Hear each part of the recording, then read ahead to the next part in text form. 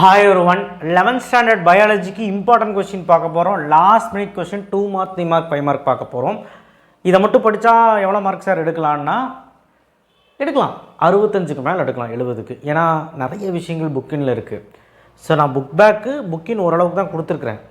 So 1 மார்க்கும் test பண்ணுவாங்க. So இப்போதைக்கு 70க்கு 65. ஏன்னா உங்களுக்கு 15 லெசன் பாட்னி, ஜுவாலஜி 12 லெசன். இதை பார்த்து பயந்து கிடக்குறீங்க. பயப்படாதீங்க. நான் சொல்ல போகிற டாப் மோஸ்ட் 5 மார்க் ஃபஸ்ட்டு சொல்லிடுறேன் பாட்னியில். அதுக்கப்புறம் பாட்னி 2 மார்க் 3 மார்க் சொல்கிறேன். அப்புறம் ஜுவாலஜியில் 5 மார்க்கு, ஜுவாலஜியில் 2 மார்க் 3 மார்க், இப்படி தான் சொல்ல போகிறேன். இதை மட்டும் படித்தா 65க்கு மேலே எடுத்தலாம் 70க்கு. 70க்கு சார் 70க்கு எடுக்கணும்னா நீ புக்கு ஃபுல்லாக கொஞ்சம் கண்டென்ட் தெரிஞ்சு வச்சுக்கணும், நீட்டுக்கு படிக்கிற மாதிரி. ஏன்னா 1 மார்க் டெஸ்ட் பண்ணுவாங்க, கம்பல்சரி எழுதுறதுக்கு ஒரு இதாக இருக்கும். ஏன்னா புக்கின்னு கேட்பாங்க. ஒரு வேளை ஈஸியாக கேட்டால் 70 எடுத்துடலாம். ஏன்னா அந்த மாதிரி கேட்டிருக்காங்க. சரி, சப்ஸ்கிரைப் பண்ணலாம் பண்ணுங்கள். கீழே இந்த பெல் ஐக்கனை கிளிக் பண்ணி வாட்ஸ்அப் சேனல் லிங்க்கில் வந்து ஜாயின் பண்ணுங்கள். பெல் ஐக்கனுங்கிற லைக் பட்டன் மறந்துட்டேன், லைக் பட்டனை கிளிக் பண்ணுங்கள். சரியா?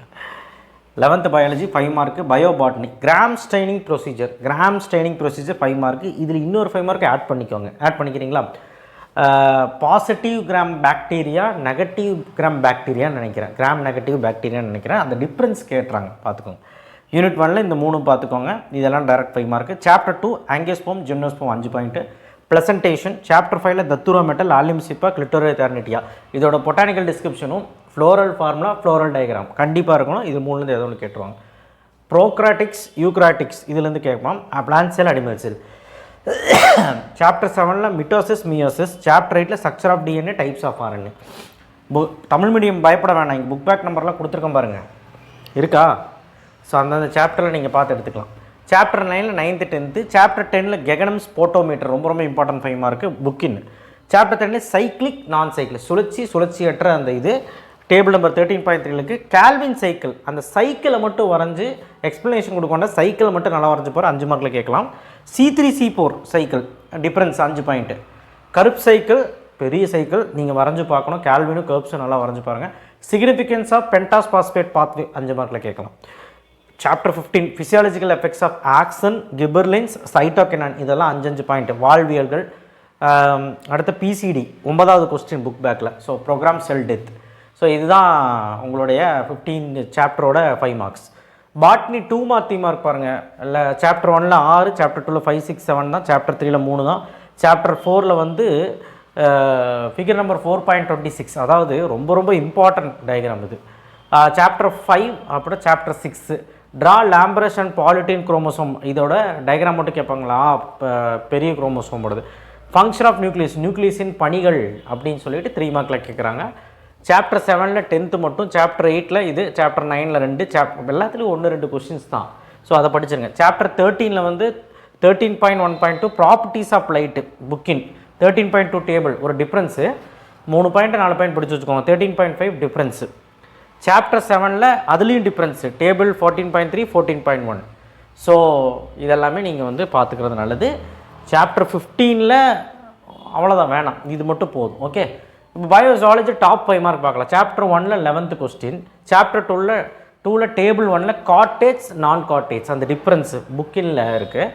சாப்டர் 4ல் வந்து பார்த்திங்கன்னா 27வது எக்ஸ்ப்ளனேஷன் தேவையில்லை.